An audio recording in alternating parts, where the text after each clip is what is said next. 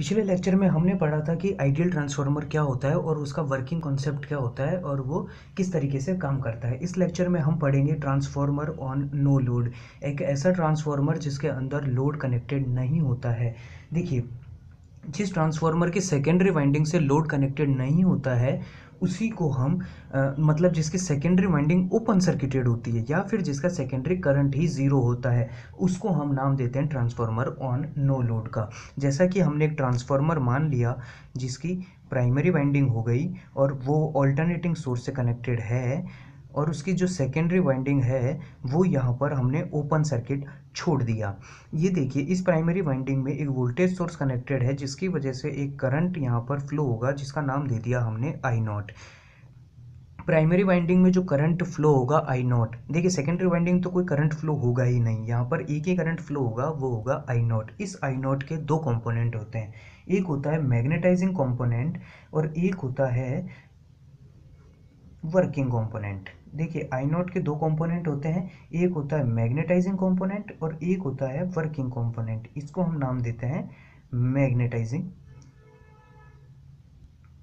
Component, इसको हम नाम देते हैं वर्किंग कंपोनेंट। आप समझने की कोशिश कीजिएगा कि जो मैग्नेटाइजिंग कंपोनेंट होता है उसको हम रिएक्टिव या वॉटलेस कंपोनेंट भी बोलते हैं। इसका मतलब ये वाला जो कंपोनेंट है ये आपकी पावर को यूज़ नहीं करता है और ये वाला जो कंपोनेंट है ये फ्लक्स को, प्राइमरी वाइंडिंग में फ्लक्स को जनरेट करने के काम में आता है। इसका मतलब ये फ्लक्स के साथ फेज में होता है, ये फ्लक्स के साथ फेज में होता है। जबकि जो सेकेंडरी दूसरा जो आपका कंपोनेंट है ये आपका वर्किंग कंपोनेंट होता है, ये आपका एक्टिव या वॉटफुल कंपोनेंट भी कहलाता है। ठीक बात है, ये आपका एक्टिव कंपोनेंट कहलाता है। इसका मतलब कि ये जो है ये वोल्टेज के साथ फेज में होता है और ये आपका हाइस्टेरिसिस लॉसेज या एडी करंट लॉसेज के लिए रिस्पॉन्सिबल होता है। मतलब ये आपका वर्क पावर को कंज्यूम करता है, ये आपकी मेन पावर को कंज्यूम करता है, ये आपकी कोई पावर को कंज्यूम नहीं करता है, ये सिर्फ और सिर्फ फ्लक्स को जनरेट करता है। ये आपके हिस्टैरिसीस लॉसेज या एडी करंट लॉसेज के लिए रिस्पॉन्सिबल होता है, मतलब उनको कंपनसेट भी करता है, ये कंपनसेट करता है उनको। इस वजह से यहाँ पर दो कंपोनेंट हमने शो किए हैं। आइडियल ट्रांसफार्मर में तो साफ साफ आई नॉट होता है, वहाँ पर कोई कंपोनेंट्स नहीं होते हैं क्योंकि वहाँ पर लॉसेज नहीं होते हैं, वहाँ पर सिर्फ और सिर्फ आई म्यू जो होता है वही आई नॉट होता है। वहाँ पर ये वाला कंपोनेंट नहीं होता है क्योंकि वहाँ पर लॉसेज नेग्लिजिबल या बिल्कुल भी नहीं होते हैं, वो एक इमेजिनरी कॉन्सेप्ट था, जबकि ये एक प्रैक्टिकल ट्रांसफार्मर है।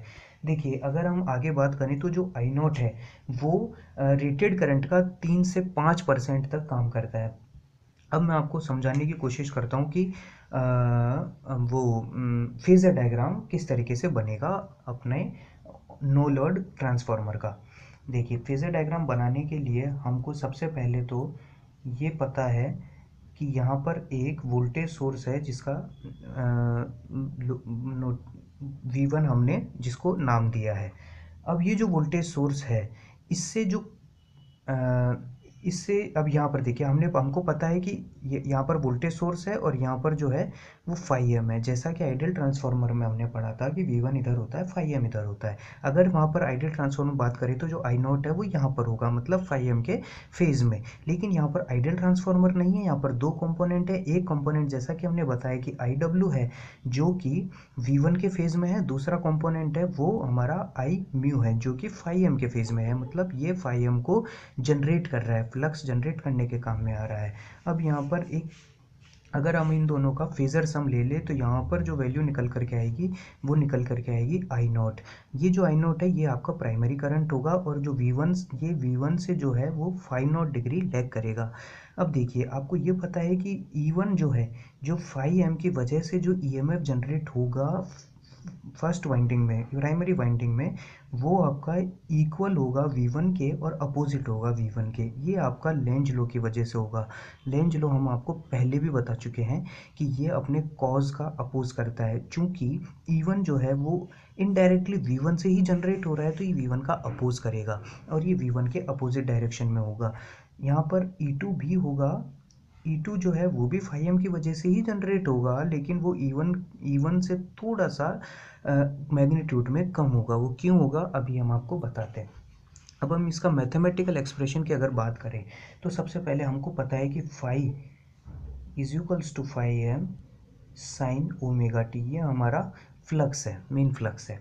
अब जो E1 है, प्राइमरी वाइंडिंग का जो EMF है, वो होगा, ये हमने EMF इक्वेशन से डायरेक्ट इक्वेशन उठाई है। आप वो वाला लेक्चर पढ़ के देख के यहाँ पर आ सकते हैं और आपको यहाँ पर समझ में आएगा कि इक्वेशन कैसे डिराइव हुई है।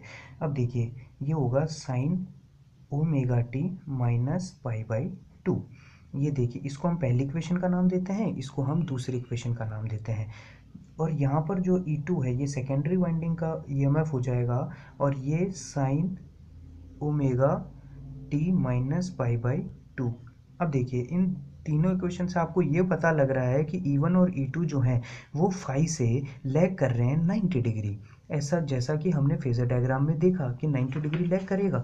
ये देखिए, फाई एम यहाँ पर है और E1 और E2 यहाँ पर है, ये दोनों 90 डिग्री लैग करेंगे फाई एम से। यही हमने यहाँ पर देखा। अब जैसा कि मैंने आपको पहले भी वीडियोस में बताया है कि वोल्टेज रेशो और टर्न्स रेशो की वजह से जो EMF है E2, ये E1 T2 ओवर T1 बन जाएगा। और यहाँ पर जो T1 और T2 है, इसको हम ट्रांसफॉर्मेशन रेशो का नाम देते हैं, जो कि E से डिनोट किया जाता है। ये हमारा ट्रांसफॉर्मेशन रेशियो है, और इसी के यहाँ पर डिवाइड में आने की वजह से E1 से लैग करेगा E2, मतलब थोड़ा मैग्नीट्यूड में कम होगा यहाँ पर, इसकी वजह से। यहाँ तक की बात आपको समझ में आ जानी चाहिए। इसके बाद अगर हम फेज़र डायग्राम पर फिर से ध्यान दें तो हमको ये पता है कि जो आई नॉट है उसका एक कंपोनेंट तो हो गया आई डब्ल्यू और दूसरा कंपोनेंट हो गया आई म्यू। अब देखिए, जो आई नॉट है इसको हम ये लिख सकते हैं कि इस आई डब्ल्यू को हम लिख सकते हैं आई नॉट कॉस फाई। ठीक बात है। और इस कंपोनेंट को हम लिख सकते हैं आई म्यू को आई नॉट साइन फाई। यहाँ पर आप फाई नॉट लगा लीजिए क्योंकि हमने एंगल को फाई नॉट लिया है। ठीक बात है ना? यहाँ तक कि आपको बात समझ में आ गई। इस आई नॉट को अगर इधर पुश करेंगे तो आप इसको आई नॉट कॉस फाई नॉट लिख पाएंगे, और यहाँ पर पुश करेंगे तो आप इसको आई नॉट साइन फाई नॉट लिख पाएंगे। अब देखिए, अगर मैं इन दोनों का स्क्वायर करके ऐड कर दूं तो मुझे ये पता लगेगा कि आई नॉट जो है वो मेरा under root of I W square plus I mu square आ जाएगा। दूसरी बात कि आपको यहाँ से कॉस फाई नॉट, जो कि आपका पावर फैक्टर कहलाता है, उसको निकालना है तो आप यहाँ पर आसानी से निकाल सकते हैं I W upon I not. यहाँ पर आपको ये भी पता लग जाएगा। तीसरी बात, अगर मैं यहाँ पर कोर लॉसेस की बात करूँ, यहाँ पर अगर मैं कोर लॉसेस की बात करूँ तो मैं यहाँ पर ये देख सकता हूँ कि जो कोर लॉसेस होंगे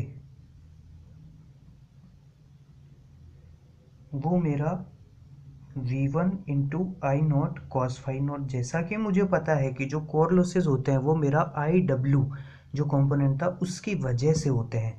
तो यहाँ पर देखिए, उसकी वजह से होने वाले लॉसेस ही कोर लॉसेस होते हैं। और यहाँ पर जो आई नॉट कॉस फाई नॉट है, इसको ही मैंने नाम दिया था आई डब्ल्यू का। तो यहाँ पर मैं इसको रिप्लेस करता हूँ V1 आई डब्ल्यू वॉट।